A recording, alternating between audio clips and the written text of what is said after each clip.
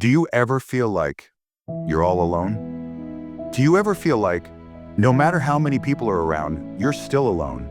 Like everyone around you is just temporary? That people only stay until they get what they want and then they leave? Tell me something. Would you dare to learn the art of being alone? Not the kind of alone where you scroll your phone and pretend you're fine. I'm talking about the silence that hurts at first, but later becomes your strength. The kind where no one texts you good morning, yet you still smile when the sun rises. The kind where no one checks on you, yet you ask yourself, am I okay? And answer honestly. Then this story will teach you how to live in your own company. Watch till the end. In a remote village, surrounded by lush green fields and dense forests, there lived a boy named Adam. His father was a hardworking farmer, and his mother had passed away when he was very young. His life was simple. He helped his father in the fields, tended the animals, and walked barefoot to the village school. One harsh summer, Adam's father fell seriously ill. The village was small, the nearest doctor miles away, and no one could help. After months of struggle, his father passed away, leaving Adam completely alone. No relatives were willing to take him in.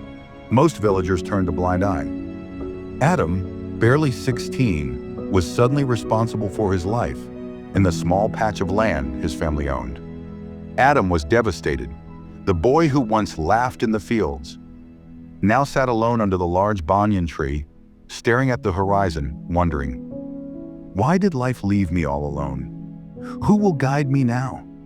At first, the loneliness crushed him. Days blurred together, crops failed, animals wandered off, and the weight of responsibilities felt unbearable. He would sit under the old banyan tree, staring at the sky, thinking, why me? Why did everyone leave? How can I survive alone in this world? One evening, after a particularly hard day, Adam saw an old villager struggling to carry a heavy basket of grain. Without thinking, he ran to help. The old man smiled and said, "Child, life is harsh. It will leave you alone, test you, and push you to your limits. But it also gives you a choice: give up or rise stronger." Those words stayed with Adam. Slowly, he started learning to survive alone. He fixed fences, learned how to irrigate the fields, and tended the crops with dedication. At first, it hurt. The quiet reminded him of everything he had lost: his father's voice, the laughter that once filled their home, the warmth of someone asking, "How was your day?" But there was no one now. No friend, no family, no one to listen. One night, unable to bear the weight in his chest, he took an old notebook that belonged to his father. Its pages yellowed, edges torn, and he began to write. At first, the words were shaky. "I don't know why I'm writing this. Maybe because there's no one left to talk to." But from that night on, the diary became his companion. Every evening, after working in the fields, Adam would sit under the oil lamp and write. Not for anyone else, but for himself. He wrote about the rain, about the soil, about how the stars looked when he felt lonely. He wrote about missing his father, about fear, about hope, in the simple piece of writing, "I'm okay today." He realized maybe being alone wasn't a curse. Maybe it was the gift he needed to see the beauty around him. That night, he lit a small lamp outside his hut. It wasn't for anyone else. It was just for him, a quiet symbol of the light he had found inside. Time passed. The seasons kept changing. Adam no longer woke up dreading the silence of his hut.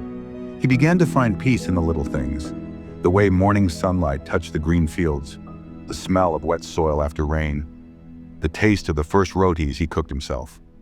Watching the stars shimmer above the fields, Adam smiled, truly smiled, because after years of loss and loneliness, he had finally learned the most powerful lesson of all.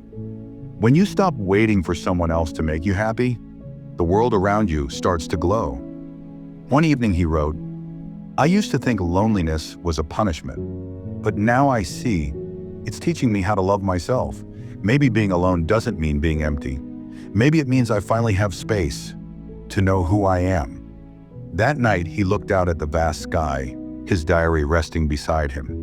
He smiled softly and whispered, "Even if the world forgets me, I will keep talking to these pages. Because sometimes the best conversations are the ones you have with your own soul. And for the first time, he didn't feel alone anymore.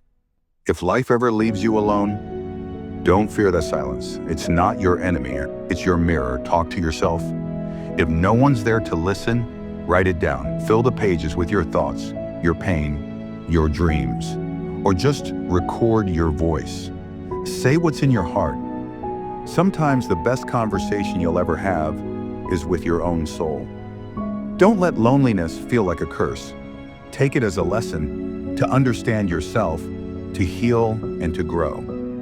Cook your favorite meal, even if you're eating alone. Sit quietly, play your favorite music, enjoy every bite. Celebrate the small things, because those are the moments that build peace. Keep yourself busy. Do something you love. There's a famous phrase, an empty mind is the devil's playground. Don't give that empty space a chance. Fill it with your own energy. And remember, never take any wrong step out of loneliness. Even if you feel like no one is there, do it for yourself. Live for yourself. Because one day, you'll thank yourself for not giving up. Sometimes, the light you're searching for is already inside you. And if you ever feel heavy inside, share it. Write in the comments, tell your story. I'm here, I'm listening. You're never truly alone. And if this story touched your heart or gave you even a little strength today, then don't forget to subscribe, like, and share. Because maybe the next story will reach someone who needs this light, just like you did. Keep growing.